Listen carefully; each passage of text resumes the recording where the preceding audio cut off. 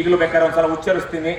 ಹಿಂದೆ ಎಲ್ಲ 70, 80, 100 ವರ್ಷಗಳ ಹಿಂದೆ ಜಾತಿ ಸಂಘಗಳನ್ನ ಕಟ್ಕೊಂಡ್ರು ಹಿರಿಯರು.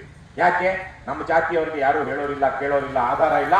ಕನಿಷ್ಠ ನಮ್ಮ ಜಾತಿಯವರಿಗೆ ಒಂದು ಹಾಸ್ಟೆಲ್ ಮಾಡೋಣ, ಬಡವರಿಗೆ, ನಮ್ಮ ಜಾತಿಯ ಬಡವರಿಗೆ ಹಾಸ್ಟೆಲ್ ಮಾಡೋಣ, ಕಾಲೇಜ್ ಮಾಡೋಣ. ಹಾಗಾಗಿ ನಮ್ಮ ಜಾತಿಯಲ್ಲಿರೋ ಯೋಗ್ಯರನ್ನ, IAS, IPS, KS ಆಫೀಸರ್ಗಳನ್ನ ಅಥವಾ ಶ್ರೀಮಂತರನ್ನ ಪ್ರಾಮಾಣಿಕವಾಗಿ ಜನರ ದುಡ್ಡನ್ನ ಬಳಕೆ ಮಾಡುವಂತವ್ರನ್ನ ಅದಕ್ಕೆ ಅಧ್ಯಕ್ಷರನ್ನಾಗಿ ಮಾಡೋಣ ಅಂತ. ಇವತ್ತು ಕರ್ನಾಟಕದ ಯಾವುದೇ ಜಾತಿ ಸಂಘಕ್ಕೆ ಆ ಜಾತಿಯಲ್ಲಿರುವ ಪರಮ ಕುಲಘಾತಕರೇ ಅಧ್ಯಕ್ಷಗಳು, ಚೇರ್ಮನ್ಗಳು, ಮೆಂಬರ್ಗಳು, ಡೈರೆಕ್ಟರ್ಗಳು. ಅದು ಹೋಯ್ತು ಜನರಲ್ಲಿ. ಬೆಂಗಳೂರಲ್ಲಿ ಕೆಲವೊಂದು ಜಾತಿ ಸಂಘಗಳ ಚುನಾವಣೆ ಆದಾಗ ನೋಡ್ತೀವಿ, MLA ಎಲೆಕ್ಷನ್ ಆ ತರಕ್ಕೆ ನಡೆಯಲ್ಲ. 5 ಕೋಟಿ 10 ಕೋಟಿ ಯಾವುದೋ ಪುಟ್ಗೋಸಿ ಕಿತ್ತೋಗಿರೋ ಜಾತಿ ಸಂಘಕ್ಕೆ. ನಮ್ಮ ಜಾತಿಯಲ್ಲೂ ಇವತ್ತು ನಮ್ಮ ಕುಲಘಾತಕನಾಗಿರುವಂತಹ, ಸಮಾಜಘಾತಕನಾಗಿರುವಂತವನೇ ನಮ್ಗೆ, ಯಾಕಂದ್ರೆ ಅವನ ಹತ್ರ ದುಡ್ಡು ಇದೆಯಲ್ಲ, ಅವನ ಹತ್ರ ದುಡ್ಡು ಖರ್ಚು ಮಾಡ್ತಾನಲ್ವಾ, ಹೆಂಡ ಹಾಕ್ತಾನೆ, ಬಿರಿಯಾನಿ ತಿನ್ನಿಸ್ತಾನೆ. ಹಾಗಾಗಿ ನಮ್ಮ ಜಾತಿ ಅವನು ಶ್ರೀಮಂತ, ಏನ್ ಬೇಕಾದ್ರೂ ಮಾಡಿ ದಕ್ಕಿಸ್ಕೊಳ್ತಾನೆ. ಜೈಲ್ಗೆ ಹೋಗಿ ಬಂದ್ರು ಎರಡಕ್ಕೆ ಟಕ್ಕಸ್ ತೋರ್ಸೋನ್ನ ಗೆಲ್ಸ್ಕೊಳ್ಳುವಂತ ಜನ ನಾವು. ಜೈಲಿಗೆ ಹೋಗಿದ್ದಾನೆ ಅಂದ್ಮೇಲೆ ಅವ್ನು ಬಿಡುಗಡೆ ಮಾಡ್ಕೋ, ಯಾವ್ದೋ ಜಾಮೀನಲ್ಲಿ ಬಿಡುಗಡೆ ಆದ ಅವ್ನು ಕರ್ಕೊಂಡು ಬರೋದಕ್ಕೆ ಸಾವಿರಾರು ಜನ ಹೋಗ್ತಾರೆ. ಮಾನ ಮರ್ಯಾದೆ ಇರುವಂತ ಜನರಾಗಿಲ್ಲ ಇವತ್ತು ನಾವು. ಆದ್ರಿಂದ ಇವೆಲ್ಲ ಏನೇನ್ ಸಮಸ್ಯೆಗಳಿದೆ ಇವೆಲ್ಲ ಹಾಗೆ ಆಗುತ್ತೆ. ಹಾಗಾಗಿ ಈ ನಿಟ್ಟಿನಲ್ಲಿ ನೀವೇನ್ ಹೋರಾಟ ಮಾಡ್ತಿದ್ದೀರಾ, ನಿಮ್ಮ ಹೋರಾಟಕ್ಕೆ ಯಶಸ್ಸು ಸಿಗಲಿ. ನಿಮ್ಮ ಹೋರಾಟದ ಯಶಸ್ಸಿನಲ್ಲಿ ರಾಜ್ಯದ ಜನರ, ದೇಶದ ಜನರ, ಪ್ರಪಂಚದ ಜನರ ಹಿತ ಇದೆ. ನಾವು ಮುಂದಿನ ದಿನಗಳಲ್ಲಿ ಕಟ್ಕೊಳ್ಬೇಕಾಗಿರೋದು ಗಾಂಧಿ ಮಾದರಿಯ ಒಂದು ಸರಳ ಜೀವನದ ಬದುಕು ಮಾತ್ರ. ಇಲ್ಲ ಅಂದ್ರೆ ಇನ್ನು 15-20 ವರ್ಷಗಳ ನಾನು ಹೇಳ್ದಂಗೆ 8 ಬಿಲಿಯನ್ ಜನ ಇವತ್ತು ಹೆಚ್ಚು ಕಮ್ಮಿ ಇರೋದು ಪ್ರಪಂಚದಲ್ಲಿ. ಅದರಲ್ಲಿ 5 ನಮ್ಮ ದೇಶದಲ್ಲೇ ಇದ್ದಾರೆ. 140-150 ಕೋಟಿ ಜನಸಂಖ್ಯೆ. ಅದರಲ್ಲಿ ಇನ್ನೊಂದು 15-20 ವರ್ಷಕ್ಕೆ, ಅದಾದ ನಂತರ ಒಂದು 30-40 ವರ್ಷಗಳ ಕಾಲ ಪ್ರತಿ ವರ್ಷ 5 ಕೋಟಿ 10 ಕೋಟಿ ಜನ ಸಾಯ್ತಾ ಹೋಗ್ತಾರೆ. ನಿಮ್ಗೆ ಬಹಳ ಜನಕ್ಕೆ ಗೊತ್ತಿದೆ, ನೀವೆಲ್ಲ ವಿದ್ಯಾವಂತರು, ಫೇಸ್ಬುಕ್ ನೋಡ್ತೀರಾ, ವಾಟ್ಸ್ಆಪ್ ನೋಡ್ತೀರಾ. ಆ ವಾಟ್ಸ್ಆಪ್ ಯೂನಿವರ್ಸಿಟಿಯಿಂದ ಬರೋದೆಲ್ಲ ಸುಳ್ಳು, ನಿಜ ಅಲ್ಲ. ಆದ್ರೆ ಬೇರೆ ಬೇರೆ ನೀವು CNN.com, ನ್ಯೂಸ್, BBC ಈ ತರದೆಲ್ಲ ನೋಡಿದ್ರೆ ನಿಮ್ಗೆ ಗೊತ್ತಾಗುತ್ತೆ ಪ್ರಪಂಚದಲ್ಲಿ ಯಾವ ರೀತಿಯಲ್ಲಿ ಈ ಗ್ಲೋಬಲ್ ವಾರ್ಮಿಂಗ್ ಎಫೆಕ್ಟ್ ಆಗ್ತಾ ಇದೆ ಅಂತ. ಬಹುಶಃ ಅದಕ್ಕೆ ನಿಮಗೆ ಎಲ್ಲರಿಗಿಂತ ಮೊದಲು ಮಲ್ನಾಡಿನವ್ರಿಗೆ ಅದ್ರ ತೀವ್ರತೆ ಅರ್ಥ ಆಗಿದೆ ಅಂತ ನಾನು ಭಾವಿಸ್ತೀನಿ. ನಮ್ಗಾದ್ರೆ ಬೇರೆ ಕಡೆಯಿಂದ ಎಲ್ಲ ನೀರು ತರ್ತಾರೆ, ಬೆಂಗಳೂರಿನ ಕಕ್ಕಸ್ ನೀರಾದ್ರೂ ಬಯಸಿದಲ್ಲಿ ಕಳಿಸ್ತಾರೆ. ನಿಮ್ಗೆ ಆಗಲ್ಲ. ಮಳೆ ಆಗಿದ್ಯೋ ಆಗಿಲ್ವೋ, ಹೆಚ್ಚು ಮಳೆ ಆದ್ರೆ ಏನ್ ನಷ್ಟ, ಮಳೆ ಆಗದೆ ಇದ್ರೆ ಏನ್ ನಷ್ಟ ಅನ್ನೋದು ಬಹಳ ಚೆನ್ನಾಗಿ ಅರ್ಥ ಆಗಿರುವಂತಹದ್ದು ನಿಮಗೆ. ಯಾಕಂದ್ರೆ ನೀವು ಸ್ವಲ್ಪ ಜಾಸ್ತಿ ವಾಣಿಜ್ಯ ಬೆಳೆಗಳನ್ನ ಬೆಳಿತೀರ. ಬೇರೆಯವ್ರ ತರಕ್ಕೆ ಅಲ್ಲಿ ಬಂದ್ರೆ ಸಾಕಪ್ಪ, ಆಗ್ಲೇ 10 ಕಂಡಗ ಆಗುತ್ತೆ, 11 ಕಂಡಗ ಬತ್ತು, ಅಪ್ಪ 1 ಕಂಡದಲ್ಲಿ ನಾನು ಬದುಕು ಮಾಡ್ತೀನಿ ಅನ್ನುವಂತ ಜನ ನೀವಲ್ಲ, ನಿಮ್ಗಾಗಲ್ಲ. ಹಾಗಾಗಿ ಇಂಥ ಸಂದರ್ಭದಲ್ಲಿ ಹೆಚ್ಚಿನ ಜನ, ಈಗ ಚಿಪ್ಳಿ ಅವ್ರು ಹೇಳ್ತಾ ಇದ್ರು, ಶರಾವತಿ ನದಿಯಿಂದ ಉಪಕೃತರಾದವರು ನಾವು ಸಾಗರದ ಜನ, ಆದ್ರೆ ಇಂತಹ ಹೋರಾಟಕ್ಕೆ ಎಷ್ಟು ಜನ ಬಂದಿದ್ದೀವಿ ಅಂತ. ಸೊ ಹಾಗಾಗಿ ಈ ಹಿನ್ನೆಲೆಯಲ್ಲಿ ನೀವೆಲ್ಲಾನು ಈ ಭಾಗದ ಒಂದು ವೈವಿಧ್ಯತೆಯನ್ನ, ಜೀವ ವೈವಿಧ್ಯತೆಯನ್ನ, ಕಾಡಿನ ವೈವಿಧ್ಯತೆಯನ್ನ ಉಳಿಸ್ಕೊಳ್ಬೇಕು. ಅದ್ರ ಜೊತೆಗೆ ಪರಿಸರದ ಮೇಲೆ ಆಗುವ ಅತ್ಯಾಚಾರವನ್ನ ನಿಲ್ಲಿಸಬೇಕು. ಮತ್ತೆ ನಿಮ್ಮ ಊರಿನಲ್ಲಿ ನಾವು ರಾಜ್ಯದ ಎಲ್ಲಾ ಜನ ತೆರಿಗೆ ಕಟ್ಟಿರುವಂತ ಸುಮಾರು 10,000 ಕೋಟಿ ಅಂತ, ಅದು ಮುಗಿಯೋಷ್ಟೊತ್ತಿಗೆ 30,000 ಕೋಟಿ ಆದ್ರೂ ಆಶ್ಚರ್ಯ ಇಲ್ಲ. ಅಷ್ಟು ಕೋಟಿ ರೂಪಾಯಿನ ತಂದು ನಿಮ್ಮೂರಲ್ಲಿ ಸುರಿತಾ ಇದೀವಿ. ಅದು ಬಾಂಬ್ ಹಾಕ್ತಾರೆ, ಕೆಮಿಕಲ್ಸ್ ಹಾಕ್ತಾರೆ, ಮತ್ತೆ ಇನ್ನೆಲ್ಲೆಲ್ಲಂದೂ ಜನ ತರ್ತಾರೆ. ಅದು 5-10 ವರ್ಷಗಳ ಕಾಲ ನಡೆಯುತ್ತೆ. ನಿಮ್ಮ ಬದುಕು ಬರ್ಬಾದಾಗುತ್ತೆ. ಇಂಥ ದೊಡ್ಡ ಯೋಜನೆ ಆಗ್ಲೇ ಹೇಳಿದಾಗ, ಮತ್ತೆ ಇದು ಯಾವ ರೀತಿಯಲ್ಲೂ ವೈಜ್ಞಾನಿಕವೂ ಅಲ್ಲ, ವೈಚಾರಿಕವೂ ಅಲ್ಲ. ಯಾವ ರೀತಿಯಲ್ಲೂ 225 ರೂಪಾಯಿ ಖರ್ಚು ಮಾಡಿ 200 ರೂಪಾಯಿ, ಈಗಾಗಲೇ 100 ರೂಪಾಯಿ ಬರ್ತಾ ಇದೆ, ಅದ್ರಲ್ಲಿ ಬದುಕ್ರಯ್ಯ, 100 ರೂಪಾಯಿ ಲಾಭ ಬರ್ತಾ ಇದೆ. 125 ರೂಪಾಯಿ ಖರ್ಚು ಮಾಡಿ ಇನ್ನೊಂದು 100 ರೂಪಾಯಿ ಸಂಪಾದನೆ ಮಾಡಿದ್ರೆ ನಿಮ್ಮನ್ನ ಮೂರ್ಖರು ಅಂತಾರೋ, ಬುದ್ಧಿವಂತರು ಅಂತಾರೋ? ಇದನ್ನ ನೀವು ರಾಜ್ಯದ ಜನಕ್ಕೆ ಹೇಳ್ಬೇಕು. ರಾಜ್ಯದ ನಿಮ್ಮೂರಿನ ಹೊರಗಿರುವಂತವ್ರಿಗೆ ಇದ್ರ ಬಗ್ಗೆ ಬಹಳ ಗೊತ್ತಿಲ್ಲ. ನನಗೆ ಗೊತ್ತಿರ್ಲಿಲ್ಲ.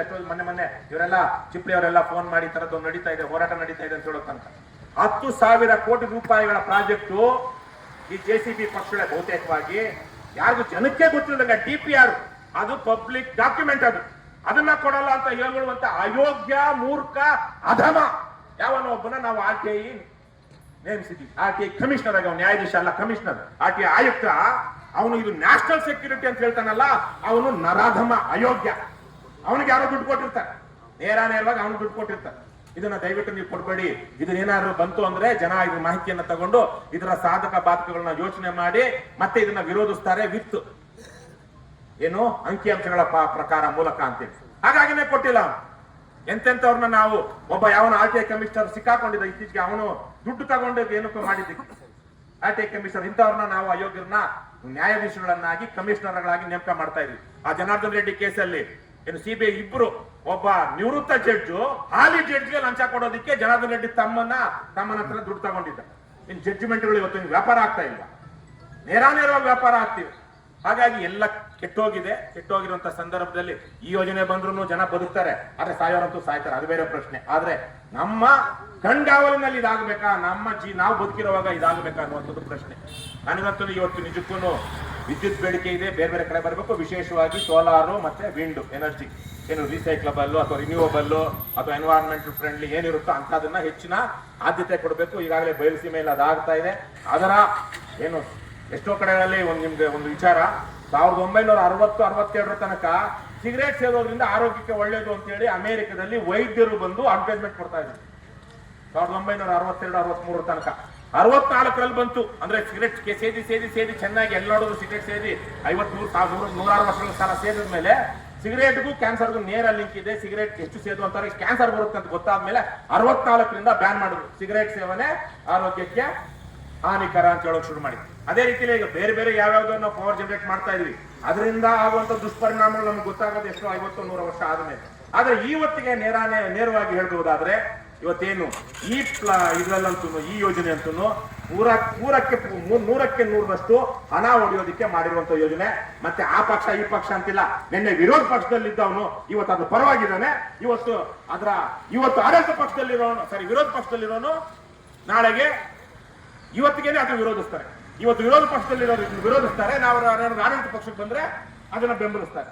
ಇದೇ ರೀತಿಯಾಗಿ ಬಿಜೆಪಿ ಗವರ್ಮೆಂಟ್ ಅಲ್ಲಿ ಶುರುವಾಯಿತು. ಅಲ್ಲಿ ಆಕ್ವಿಸಿಷನ್ ಇಲ್ಲಿ ದೇವನಹಳ್ಳಿ ಅಂತ, ಚನ್ನರಾಯಪಟ್ಟಣ ದೇವನಹಳ್ಳಿ ಅಂತ ಬೆಂಗಳೂರು ಗ್ರಾಮಾಂತರ ಜಿಲ್ಲೆನಲ್ಲಿ ಬಿಜೆಪಿ ಅವರು ಮಾಡ್ಕೊಂಡ್ರು, ಸುಮ್ಮನೆ ಹಾಕ್ಬಿಟ್ರು. ಕೊನೆಗೆ ಕಾಂಗ್ರೆಸ್ ಅವರು ಬಂದ್ರು, ಇಲ್ಲ ಸಿದ್ದರಾಮಯ್ಯ ಹೋಗಿ ಇದೇ ತರದ ವೇದಿಕೆನಲ್ಲಿ ಇದನ್ನ ನಾನು ಬಂಜರು ಭೂಮಿಲಿ ಮಾಡ್ಬೇಕು, ಅಲ್ಲಿ ಮಾಡ್ಬೇಕು, ಇದೆಲ್ಲ ಸರಿ ಇಲ್ಲ, ದೇವನಹಳ್ಳಿಲಿ ಇಂಥ ಫಲವತ್ತಾದ ನೆಲ ಅಂತೆಲ್ಲ ಪುಂಗಿ ಊದಿ ಮತ್ತೆ ಆಡಳಿತಕ್ಕೆ ಬಂದ್ಮೇಲೆ 2 ವರ್ಷ ಹೋರಾಟ ಮಾಡಿದ್ಮೇಲೆ ಸಿದ್ದರಾಮಯ್ಯ ಮೊನ್ನೆ ವಿಧಿ ಇಲ್ಲದೆ ವಾಪಸ್ ತಗೊಂಡಿದ್ದು. ಅವತ್ತು ಹೇಳಿ ಬಂದವ್ರು ಸಿಎಂ ಆದ ಮಾರನೇ ದಿವಸಕ್ಕೆ ರದ್ದು ಮಾಡ್ರಿ ಅನ್ಬೋದಿತ್ತಲ್ಲ. ಅವರವರ ಸಮಯಕ್ಕೆ ಅವ್ರ ಕಮಿಷನ್ ಬಂದ್ರೆ ಸಾಕು. 10,000 ರೂಪಾಯಿಲಿ 30-40% ಕಮಿಷನ್ ಅಂದ್ರೆ 3,000-4,000 ಇವರ ಕುಟುಂಬದವರು, ಇವರ ಮೊಮ್ಮಕ್ಕಳು, ಮರಿ ಮೊಮ್ಮಕ್ಕಳು ಎಲ್ಲಾನು ಒಂದು 100 ವರ್ಷಗಳ ಕಾಲ ಎಷ್ಟು ಚುನಾವಣೆ ಎಷ್ಟು ಖರ್ಚು ಮಾಡಿದ್ರು, ಎಷ್ಟು ದುಡ್ಡು ಬೇಕೋ ಅಷ್ಟು ದುಡ್ಡು ಈಗಲೇ ಇದರಲ್ಲೇ ಬಂದ್ಬಿಡುತ್ತೆ. ಇದು ಸ್ಫೂರ್ತಿಯಾಗಿ ದುಡ್ಡು ಕೊಳ್ಳೆ ಹೊಡೆಯುವಂತ ಯೋಜನೆ. ಮೊದಲನೇದಾಗಿ ಅದರಿಂದ ರಾಜ್ಯದ ಜನರಿಗೆ ಯಾವ ತರದ್ದು ಲಾಭ ಇಲ್ಲ. ಎರಡನೇದಾಗಿ ಪರಿಸರದ್ದು ಬಹಳ ದೊಡ್ಡದ್ದು. ಪರಿಸರದ ನಾಶ ಅಂತೂ ಪ್ರಪಂಚವ್ಯಾಪಿಯಾಗಿ ಆಗ್ತಾ ಇದೆ. ಆದ್ರೆ ಒಂದಷ್ಟು ಜನ ಎಚ್ಚರಗೊಂಡಿರುವಂತ ಜನ ಇದನ್ನ ನೀವು ನಿಲ್ಲಿಸಬೇಕು ಅಂತ ನಾನು ಕೇಳ್ಕೊಳ್ತಾ